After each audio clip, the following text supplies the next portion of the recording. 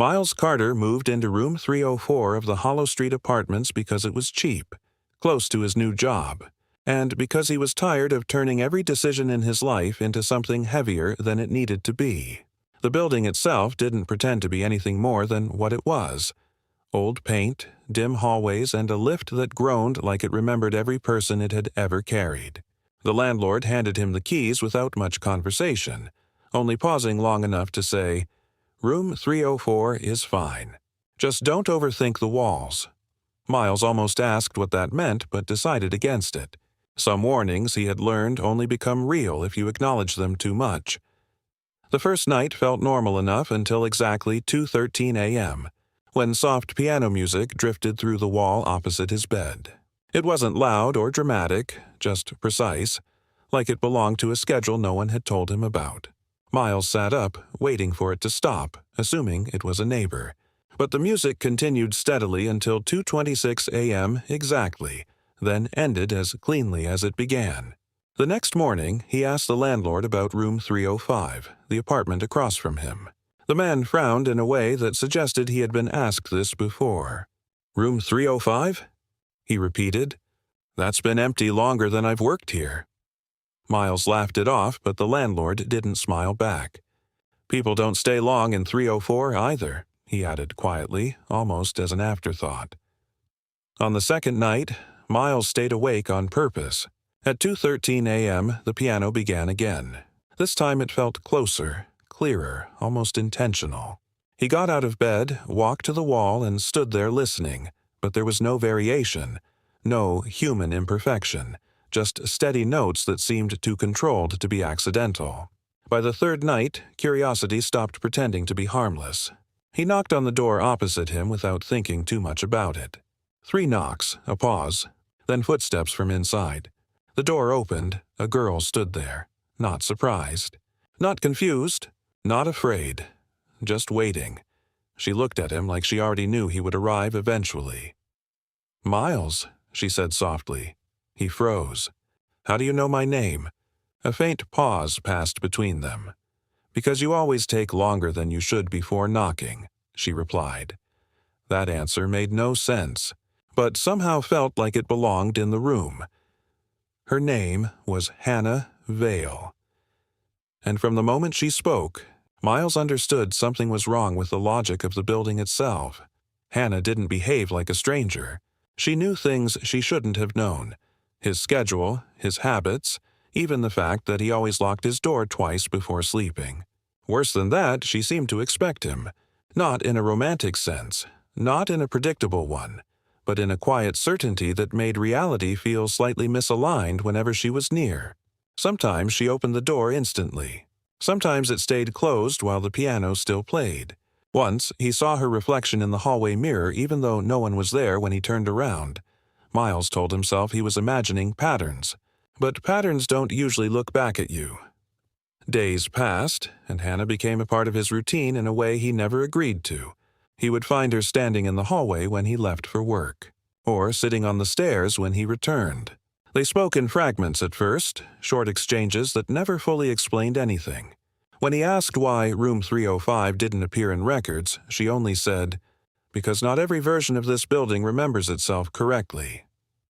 When he asked what she meant by that, she told him not to ask questions that required answers he wasn't ready to lose something for. Still, he kept going back, because avoidance stopped feeling easier than curiosity.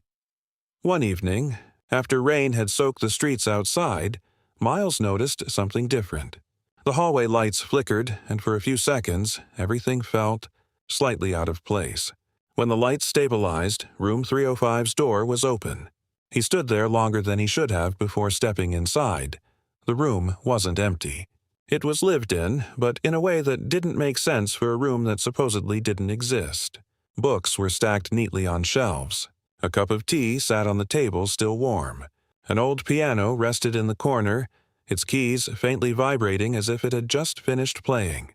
And Hannah was there, standing near the window, watching him enter like she had already seen this version of him arrive before. "You shouldn't be here," she said quietly. Miles looked around. "Then explain why it feels like I already am." A pause stretched between them. "You're not supposed to remember this version," she replied. "What version?" Hannah stepped closer, her expression softer now, less controlled. "The one where you stayed." That sentence didn't land immediately. It sank slowly, like something heavy being placed inside his chest. Miles shook his head. "Stayed where?" "In this building," she said. "In this life."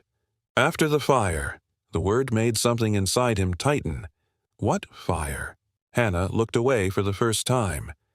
"You don't remember because you didn't survive it the way you think you did." Silence followed, thick and unnatural. Miles stepped back instinctively. "That's impossible." Hannah didn't argue. She simply said, "This building doesn't only exist in one version of time.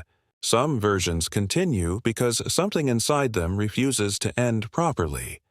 Miles felt anger rising, but underneath it was something worse. Doubt. "If I didn't survive," he said slowly, "then what am I doing here?" Hannah met his eyes again. "You're what's left of the version that didn't leave." Before he could respond, a sound echoed from the hallway outside. A knock, 3 times. A pause, then again. Exactly like the first night. Miles turned toward the door instinctively. Hannah's voice sharpened slightly. "Don't open it." He hesitated. The knocking came again, closer this time. "What is that?" he asked. Hannah didn't answer immediately. Then, softly, "I think it's you." The air in the room changed after that. Not dramatically, but enough for Miles to feel it in his breathing. The idea made no logical sense, but nothing about this situation had been logical for a while. He looked at Hannah again, and for the first time she didn't look like someone in control of the situation. She looked like someone running out of time. "If you open that door," she said quietly, "you'll stop seeing me." Miles frowned. "Why?" "Because I only exist in the part of you that remembers staying," she said. "And whatever is outside is trying to finish what the fire didn't." The knocking stopped. Silence returned, too complete. Miles stepped toward the door anyway. Hannah didn't stop him this time. She only said, almost like a final confession, "If you choose it, don't forget me in the version you wake up in." His hand reached the handle. The room behind him felt like it was holding its breath. He opened the door. Light flooded in. White, overwhelming, swallowing everything. The piano stopped mid-note. Hannah's voice disappeared before it could finish his name. And then there was nothing. Miles woke up in room 304. The apartment looked the same. But it didn't feel the same. The air was quieter in a way he couldn't explain. The walls felt more distant. He sat up slowly, trying to remember why his chest hurt like something had been removed from it. The landlord's words from the first day echoed strangely in his mind. "Don't overthink the walls." Miles stood up, walked to the opposite door, and opened it. Room 305 was empty. No furniture, no piano, no signs of life, just silence. He closed the door again, slowly, and as he turned away, he noticed something on the floor outside his room, a single sheet of paper. Old, folded, carefully placed. He picked it up. There was only one line written on it. "You finally chose the version without me." Miles stood there for a long time, holding the paper, unable to remember whether the emptiness in the building was supposed to feel like relief or loss. And somewhere deep inside the silence of Hollow Street, at exactly 2:13 a.m., a piano began to play again, just for a moment, like memory refusing to fully disappear.